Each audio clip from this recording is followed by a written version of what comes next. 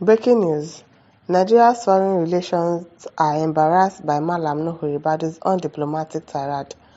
And now to the news in full. Nigeria has made a major diplomatic error with Malam Nuhu Ribadu's recent undiplomatic tirade at Canada's refusal to grant General Christopher Musa and half of his crew visas, telling Canada to go to hell. As in, really, what he said was probably out of anger, but he should have controlled his mouth. Which one is Canada to go to hell? Now, who dey hell inside you and Canada?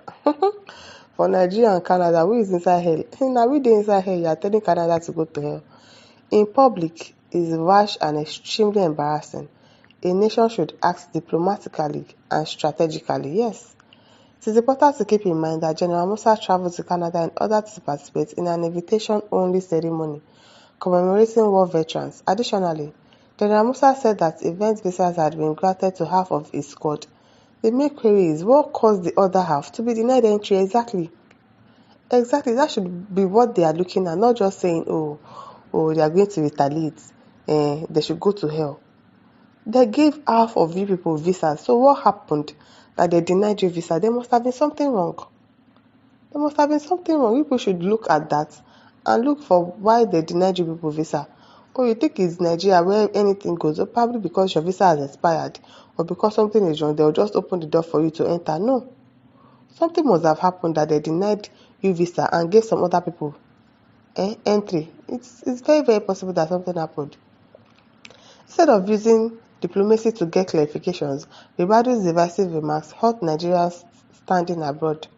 Despite being inconvenient, visa refusals are widespread and not unique to Nigeria. Exactly. Every nation, including Canada, has authorities over its borders and determines who is allowed entry based on security, diplomacy, and immigration regulations when needed.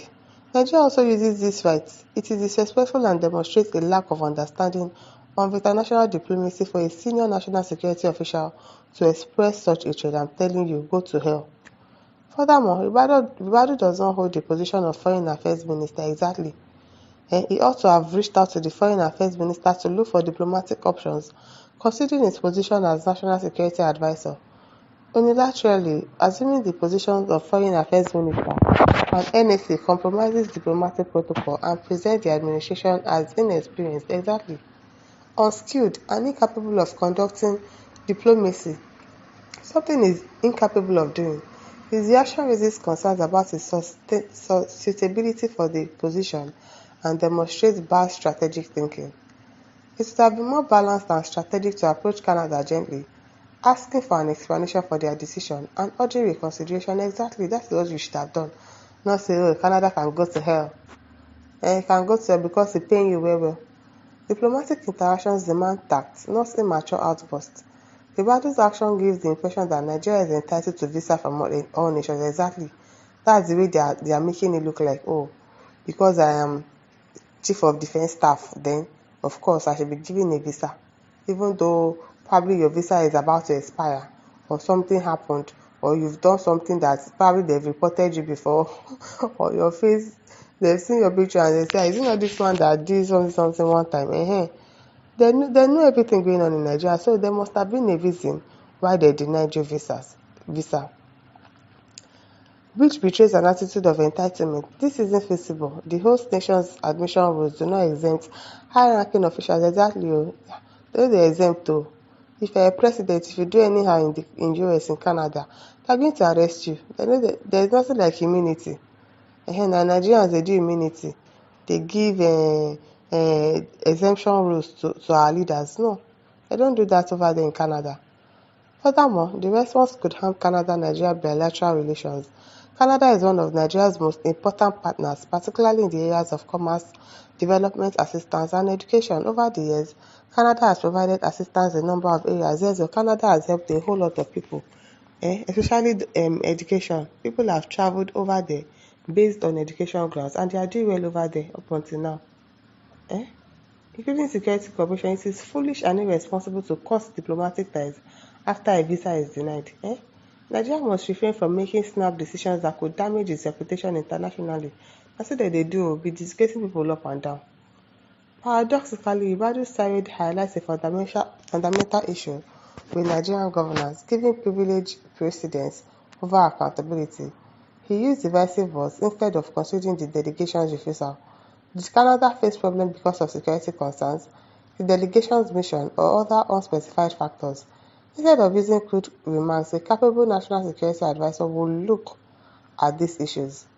This episode emphasizes the need for improved international diplomacy and should serve as a wake-up call for Nigerian leaders. Even in times of conflict, diplomatic language is helpful because it promotes fruitful dialogue and shows respect for all participating nations. But Nigeria's worldwide isolation will only increase as a result of its careless handling of foreign affairs. Ribadu should apologize to Nigeria for these careless remarks. He speaks for a country of more than 200 million people, thus, his responsibility goes beyond himself, yes sir. His undiplomatic tirade lacked maturity, restraint and strategic thinking that are essential for leadership. To get respect from other countries, Nigeria must make sure its leaders behave properly, yes sir. It's our leaders, it is because of our leaders that they do not respect us, really. Really? If our leaders are very well behaved, they will be respected outside the country, but they don't see us finish now.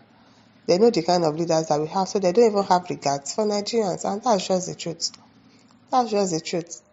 Chukwuka Frederick says, useless security advisor. What does that coconut head even have upstairs to advise, Abi? Charles Obi Obasi says, very undiplomatic. I cringed when I heard him make that comment, considering his position and wealth of experience. Insane claims, that could cost him his job, yes. Insane claims, because obviously Canada is a insane claim. And this is Nigeria where anything just goes. You just say, oh, Canada, go to hell. Inside you and Canada, who they hell? You are the one inside hell now.